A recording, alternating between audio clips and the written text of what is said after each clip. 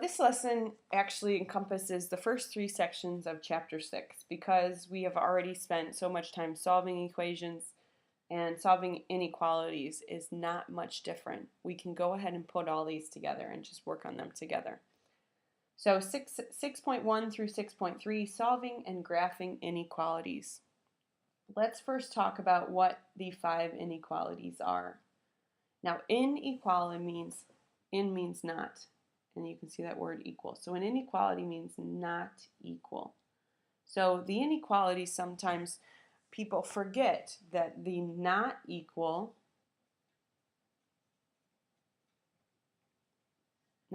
to is actually considered an inequality, but we focus on these 4 usually when we're speaking of inequalities. So what does this symbol mean? This means greater than. This means less than. This one means greater than or equal to. And this one means less than or equal to. Now, a couple little hints here if you're still challenged by what these mean. The easiest way, if you're still having trouble with it, the easiest thing I can tell you is that a less than symbol looks like this, which looks like more like an L. So the less than is like a squished L. So less than is L, right? So this one is in the direction of an L and an L. So that's one thing. The second thing I want to remind you of is that a value can't be greater than and equal to another value at the same time. So I do find students that sometimes say greater than and equal to. That's impossible. So it needs to be greater than or equal to. Make sure you're saying or. So those are our 4 inequalities, including our 5th inequality that's actually an inequality, which is the not equal sign. What about when we graph inequalities? These should be pretty easy for you. Let's take these word problems and write them as a inequality, and then we'll graph them. So you must get more than 50 pieces of candy before you quit trick-or-treating. So you will use X to represent you. You must get more than 50 pieces of candy. That's greater than 50 pieces of candy before you quit trick-or-treating. So when we graph this, my rule of thumb always is that you include 0 and you include the number, and you don't need any little hash marks in between. Just graph the 0, graph the key number or key numbers, and then finish up your graph.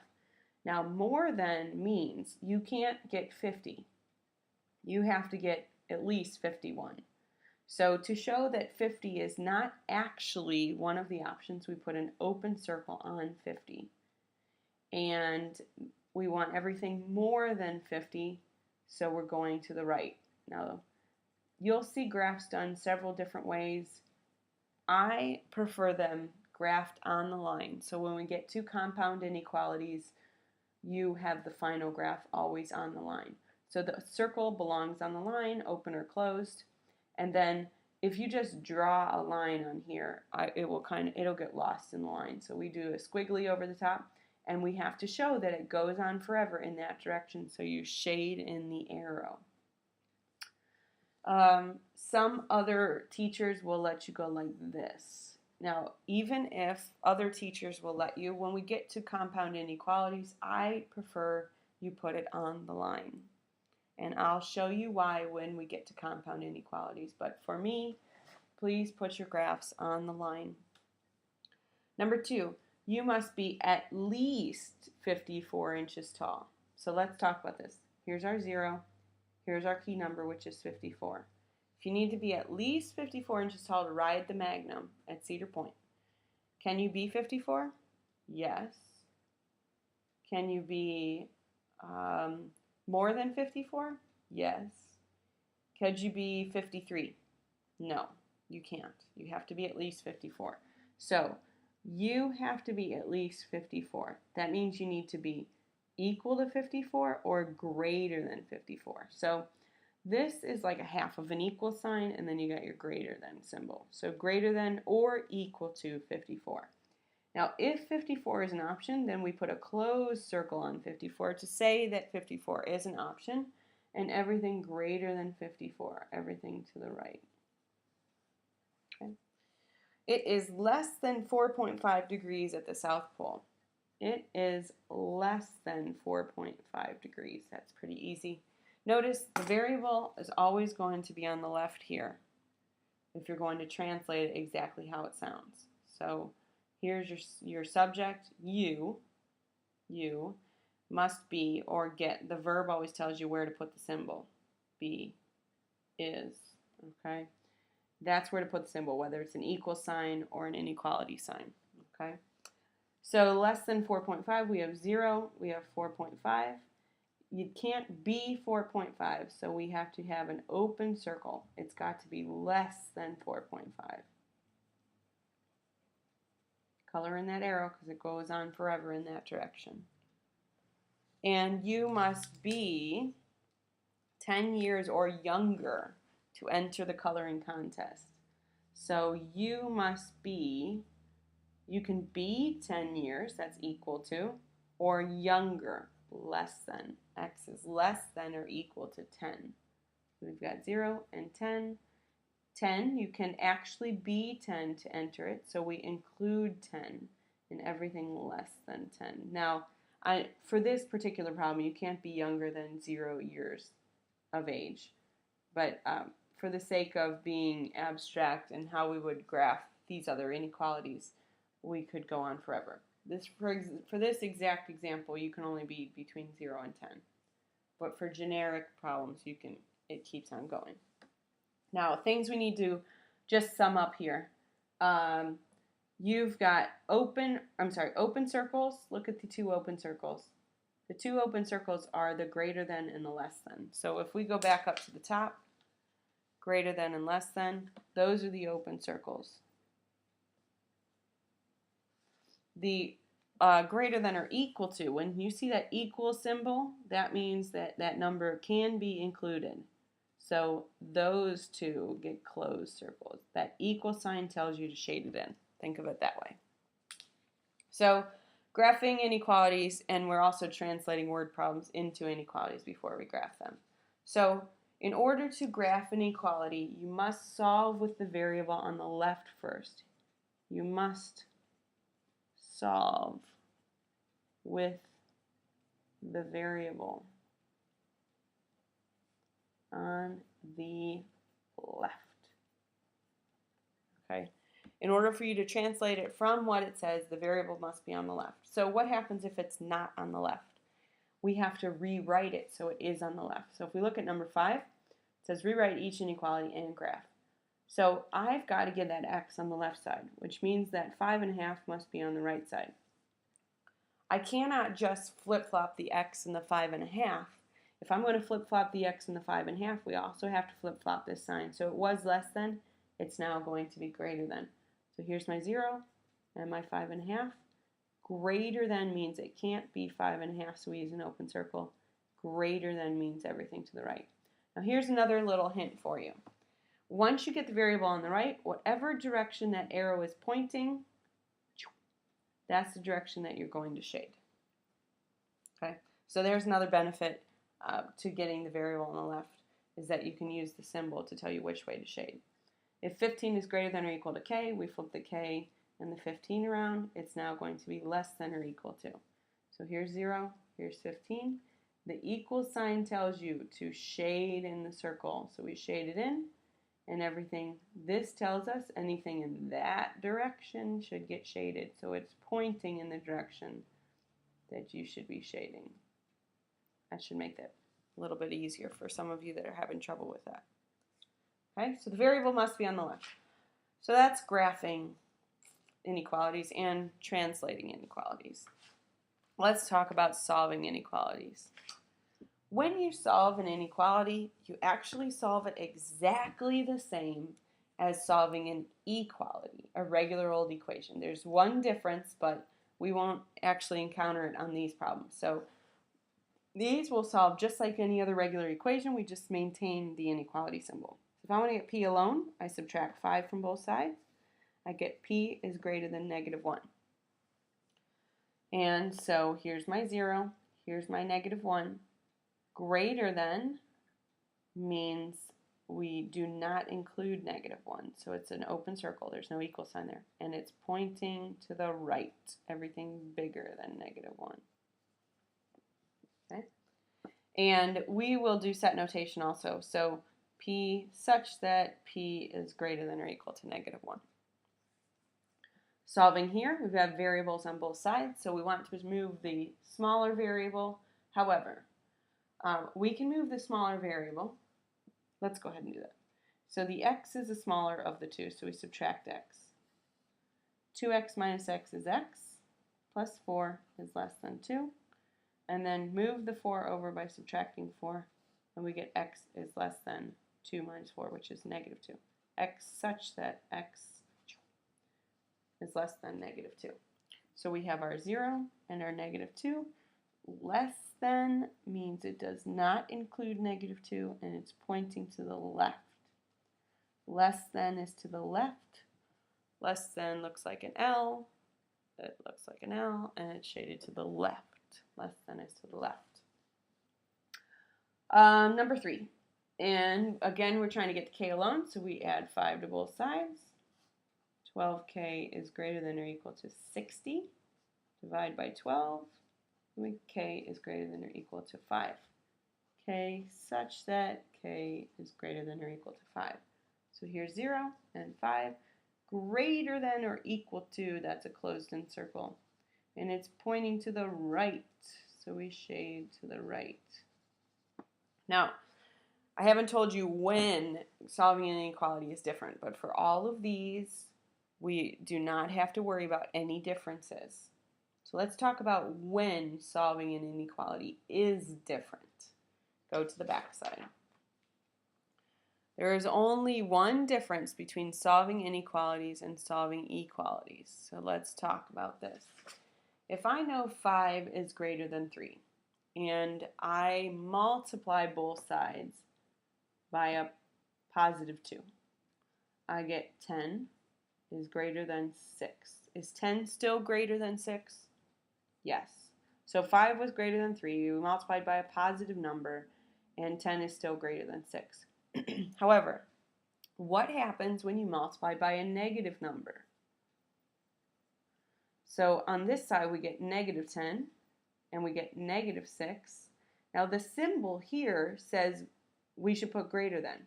However, if you think about the number line, as soon as we get to the negatives, they flip, remember. So what happens is that -10 is now less than -6 because of the direction they are on the number line and the value that they take on when you make them negative. So the greater than is not true anymore when you multiply by a negative. So you must flip the symbol. So here's the trick. When multiplying or dividing, both. Now let's underline both because that's very important. Both sides by a negative number. You must flip the inequality symbol. Inequality. Must flip the inequality symbol. So let me show you what I mean here. If you don't flip the inequality symbol, then it will be false. So let's look at these. 5 minus x is greater than 4. Normally we'd move the 4 because it's the smaller one, but we want to move everything away from x. So we subtract 5. Careful, we still have a negative x here. Is greater than 4 minus 5, which is -1. Now, I have to solve this for x. The problem is this is not solved for x, it's solved for negative x. What are we going to do to get rid of that negative? Divide both sides by a -1. So we get x, and -1 divided by -1 is 1. However, since we divided by a -1, we have to follow this rule. It's no longer going to be greater than, it's now going to be less than. So x such that x is less than 1. So we've got our 0 and our 1. Less than means no closed shaded area, and we're going to the left.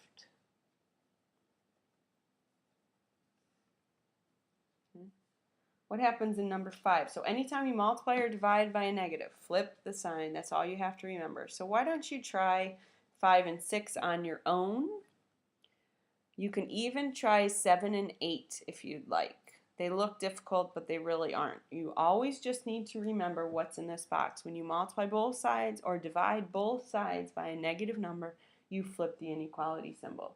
Go ahead and push pause and try the rest of these problems, 5 through 8, on your own. Get as far as you can get.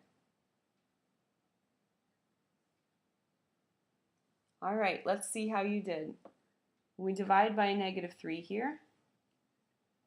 We get x. Negative 9 divided by negative 3. Remember, a positive divided by positive. A negative divided by a negative will give us a positive. Now we divided by a negative, so the sign is no longer less than, it's now greater than. So 0 and 3 and everything greater than 3 does not include 3.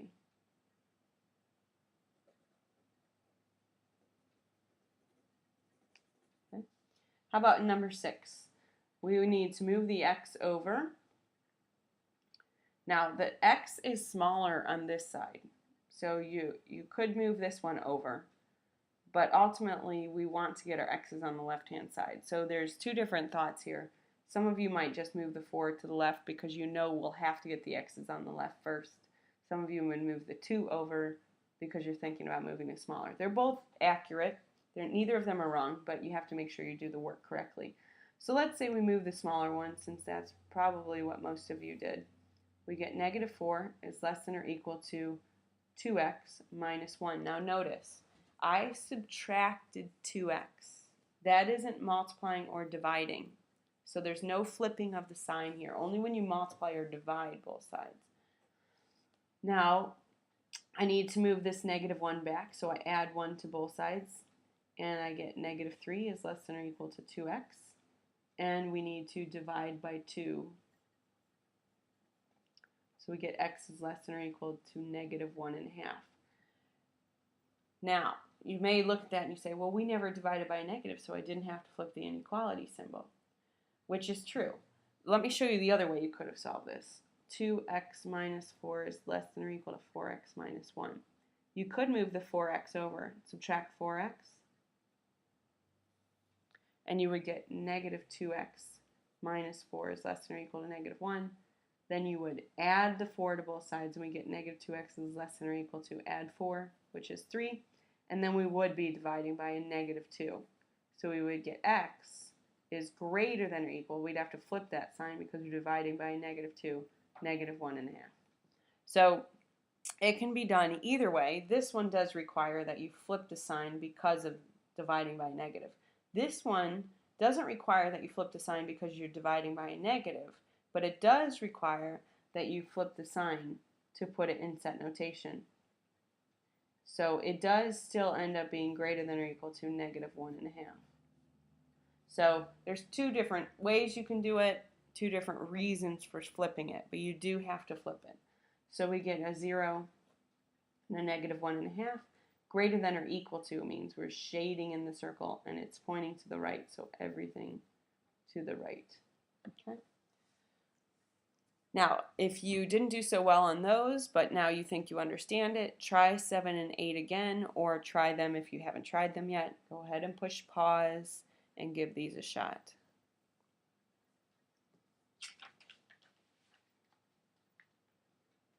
Okay, it says even the hardest inequality is easy. These look overwhelming, but they're exactly the same as what we did in chapter 3 when we were solving equations. So we've got to simplify this whole left side, which means we need to distribute. We get 10h minus 30 here.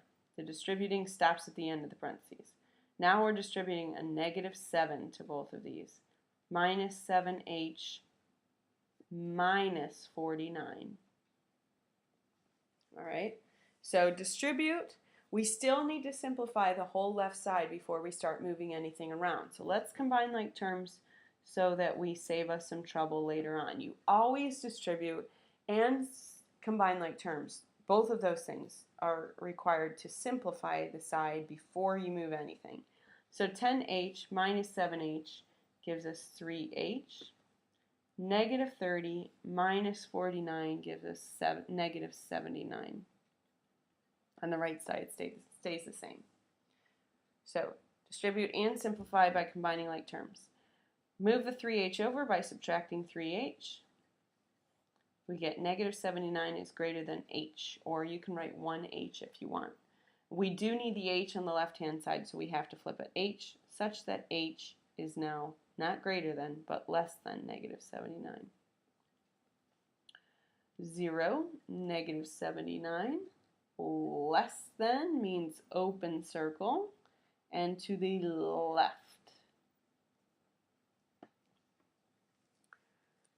How about number 8? We have that negative 3 in the denominator. It doesn't matter if this is an inequality or an equality or what it is, we have to get rid of that denominator first. So we multiply through by the negative 3 on the right side and the negative 3 on the left side. Negative 3 over 1 on the left side. The right side, no problem, 3b times negative 3 is negative 9b. On the left side, you need to remember this negative 3 cancels with this negative 3, and all you're left with is 5b plus 8. You don't distribute that 3 because it cancels. What happens to the inequality symbol if we multiply both sides by a negative 3? Instead of greater than or equal to, it should now be less than or equal to because we multiplied by a negative. And then we finish solving it. So we subtract 5b from both sides, and we get 8 is less than or equal to negative 9b minus 5b, which is negative 14b. Now let's back up for a second and talk about something. Why did I move the 5b instead of the 9b? The 9 is negative, so it's actually smaller. Here's the thing. If I did move the negative 9b by adding 9b to both sides, that is not wrong. Okay? We would get 14b plus 8 is less than or equal to. Here's the issue. You have to make sure that if this happens, you leave a 0 behind. You can't just skip that step, and that's the problem, is that oftentimes students will just skip that and they'll move the inequality symbol between these two numbers instead of over here because they're confused. So as long as you keep a 0, that's fine, and then you can move the 8 over, and you get 14b is less than or equal to negative 8. Now, how many steps did that take? That took 1 step to move the 9 over and 1 step to move the 8 back. Here, if we know that this side only has variables, b's, on that side, then that becomes the b side, and this becomes the constant side. So we could just move this b over there, and that takes 1 step. So 1 step to get to this statement, which is basically the same as this statement, which took 2 steps. So this is the one time, an exception to when it might be easier to just move the bigger one, when the little one is all by itself. So moving on from here, no matter which one you get, you have to divide both sides by some kind of 14. In this problem, you divide by negative 14. Because we're dividing by a negative 14, on both sides, the sign flips from less than or equal to the greater than or equal to. And 8 over 14 will just reduce. Divide the top and bottom by what number? 2. So we get 4/7, and it would be negative, because a positive divided by a negative would be negative. Now I do have to flip this over to get it in set notation and to graph it. So b such that b is not greater than or equal to, but less than or equal to negative 4/7. Let's look at this one.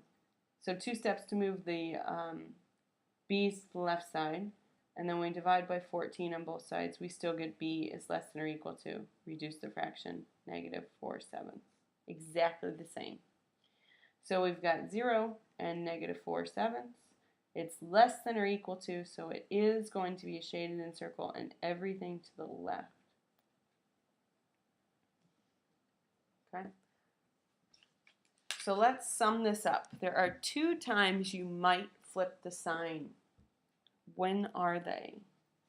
Number one, when you multiply or divide by a negative number. Okay? When else do we flip the sign? To get the variable on the left. Okay? Now, what this means is that in a single problem, you might have to flip it once because you multiplied or divide by a negative, and then you might have to flip it again to get the variable on the left side. So it is possible that you might have to flip it twice. And some might say, well, then why do we flip it at all? Well, you don't know as you're solving the problem if you would have to flip it twice. So you just work step by step through the problem, and each time it requires that you flip it, then you just flip it. All right, so keep that in mind as you're working on solving and graphing inequalities.